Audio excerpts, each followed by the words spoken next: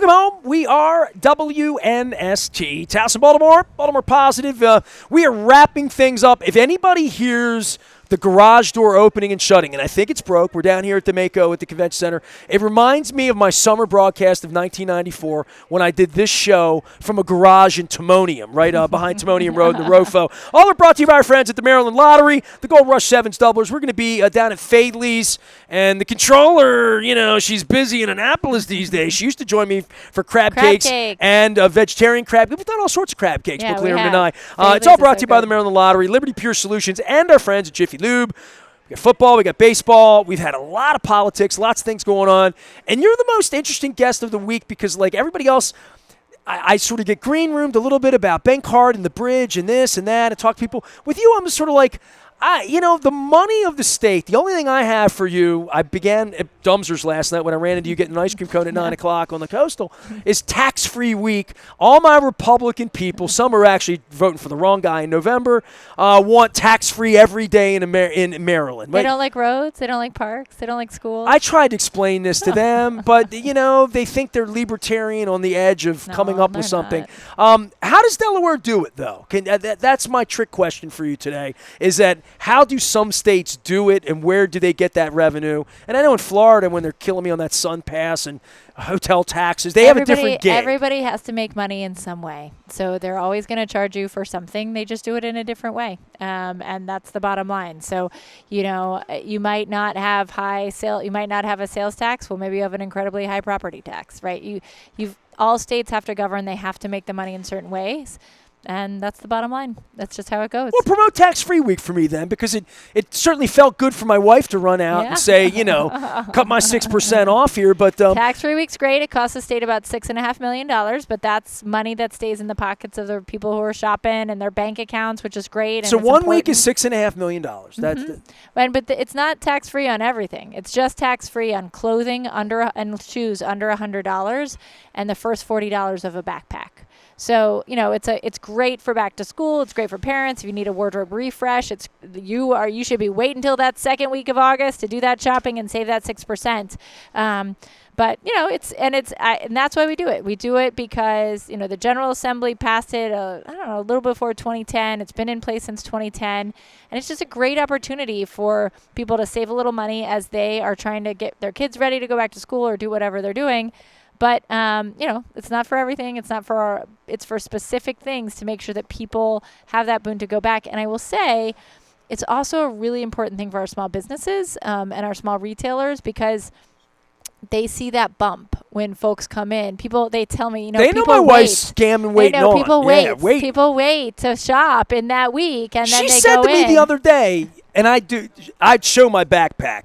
She's like, you need a new backpack. She says this to me. They're on sale in the mall, and they're right in the front to the left. And she's like, go this week. She literally gave me this. Yes. And then I'm down here in Ocean City. So let's play Schoolhouse Rock with you because I only have you for a couple minutes. We're gonna get crab cakes and oysters. All the minds of first off, in the parking lot, if I said, is it comptroller or controller, we'd have an argument on that. And then we would say comptroller. Yes. Is that what we're going to call you? Comptroller. Comptroller. There's an MP. Don't leave them behind. Comptroller. So I already got that part wrong. And then I'd say, so what does Brooke Lierman do? What is a comptroller now that we know how to pronounce it? Yeah. So what is the Schoolhouse Rock on what you do now that you do it? Yeah, well, our agency is like the elected CFO of the state. We see every dollar in and every dollar out. So that means we collect the revenues and then we help disperse them. So we do. My wife does this in our relationship. There you go. Everybody's got to have a comptroller. Yeah. Well, I was going to say, and the comptroller is always the bad person. It's always the bad guy, even when it's a girl. No, it's the responsible one, and it's the one who makes sure that you have the ability to fund your priorities and make those investments and is looking for the best values. That's what we're doing. But what happens when it's Springsteen tickets? Well, I bought Springsteen tickets. I'll be there on. She's going to Lake Street Dive. I'm going to Springsteen with you. I'm going to Camden Yards to see Springsteen. Well, there's tax revenue for the state in all these places, right? Yep. Better here than Virginia. Yeah, that's right. So it's so my job is really, we have 1,200 employees. 12 offices around the state, including our headquarters, and we're really focused on the economic well-being of our communities, our families. Our vision is to create a state that's more equitable, more resilient, and more prosperous, so that every Marylander can reach their full potential. That's our vision. What do you have control over as comptroller now that you're in the seat to make better value for Marylanders? It's a good question. So, I'm on the Board of Public Works, which is the governor, the treasurer, and the comptroller. And we are in charge of approving or denying all procurements, contracts that are $200,000 or more. So my team and I are very, very focused on when we look at procurements that agencies are bringing to us to approve on those contracts, like how, we're looking at the value, meaning we're looking at, what we're buying, what we're purchasing, the long term of it. Are these businesses in Maryland? Are they not? Are they meeting their minority business enterprise goals, right? Their MBE goals, which we have set a state goal of 29%. And you do that because you get better value over the long term by building up small businesses in the state of Maryland. So we're really focused on all of those different ideas and making sure that the agencies of the state are working towards meeting all those goals. And that's a huge piece of what I do as comptroller, is bringing an independent lens to our contracting. I mean, those are our state dollars, and it's how we spend them really matters. Well, I always talk to John Martin at the Maryland Lottery, who funds some things for your department, as I understand it, about being on the up and up. You know what I mean? And this is and listen, I'm Curio sponsored on the cannabis side. I'm lottery sponsored. I've been beer sponsored and liquor for 30 years and all of these things that pay taxes and have rules and regulations to protect these people that we have here, right? And I just think I guess on that side of it, just being on the up and up, it's feeling like, oh, that guy's got a friend in the government and he's getting the $1 billion bid. And I feel that way about the sports franchises getting all this money. I'm not hitting you with that today because that's long form. I mean, you do the homework on that one. We'll get together over crab cake. But I see the $1.2 billion, and I deal with sports fans. Right. And they love the Ravens. They love the Orioles. But there's a lot of Ravens fans really pissed off that they took $600 million and built like a club level to charge $30 more, and they threw me out up onto the roof, that they're taking public money. These are billionaires taking public money. I would see where that does get kicked up, and if I were taking phone calls, I would be getting phone calls on that. But that is an obvious thing for me in saying, well, who else is getting over and wealthy and getting money when we're trying to really equally distribute our money better as a society, not just for Maryland? Well, I'd also say, I think those contracts are very different here in Maryland than they are in other states because those are public buildings. Right, the Camden Yards and M&T Bank Stadium. In other states, like in D.C. and other areas, the owners own those stadiums. They are privately held assets. Here, those are state-owned assets. So the Maryland Stadium Authority is like a, governmental agency. We have oversight. We look into everything they're doing. We see they have to open up their books for us, right? But at the end of the day, if the Ravens walked away, we own M&T Bank Stadium. That's our stadium. They don't get to take it with them. And so we want it to be kept in a place where it's generating revenue, where we could use it for other things to generate revenue as a state, even if the Ravens aren't there.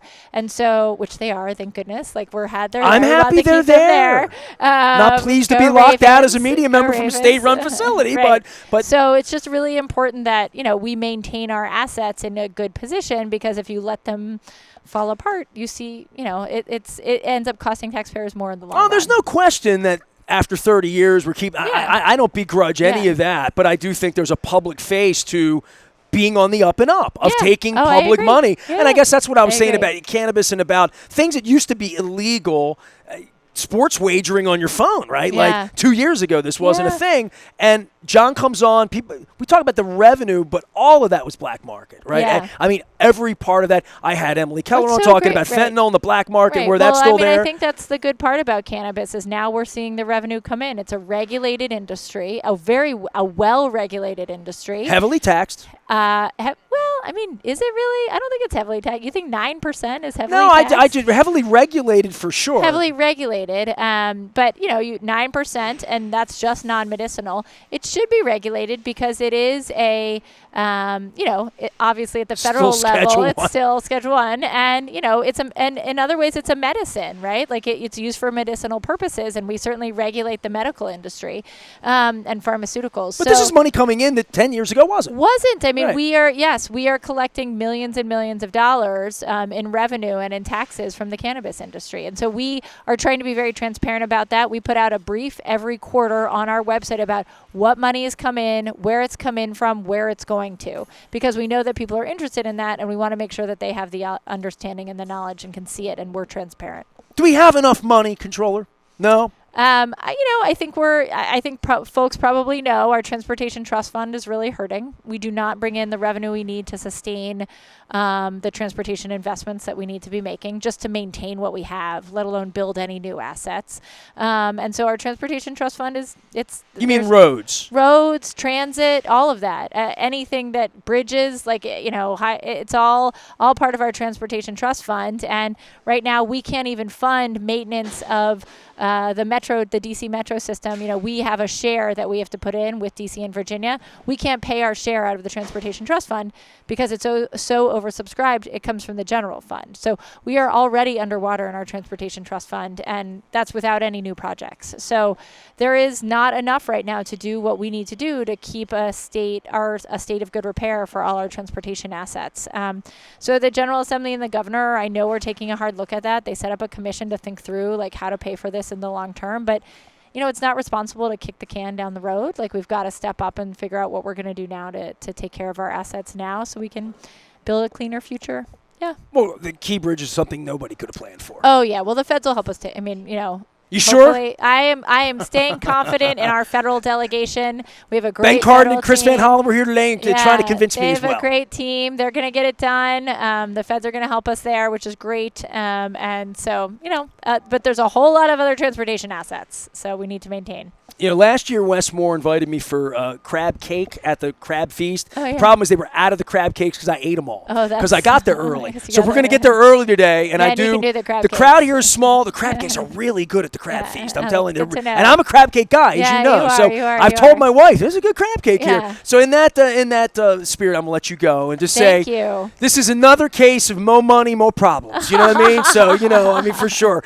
Comptroller Brooke Lierman, who was a candidate at one time, and you're still living in the city. I do. Yep, we live in the city. We live just around the harbor. So we love it. We love living downtown. It's great, and kids in public schools. We couldn't be happier. Most important question is when you were standing there alone on your cell phone answering the citizens' questions at 9:15 last night. As I was going to bed at 9:15 in Ocean City, I was not. You were at Dumzer's. We were thinking about an ice cream. I looked at my wife. She looked at me. She's like, "You can get out of that 45th Street tap house thing. I'm going to bed." Yeah. I think I was snoring about 6 minutes after I saw you. We didn't even order ice cream. What did you get?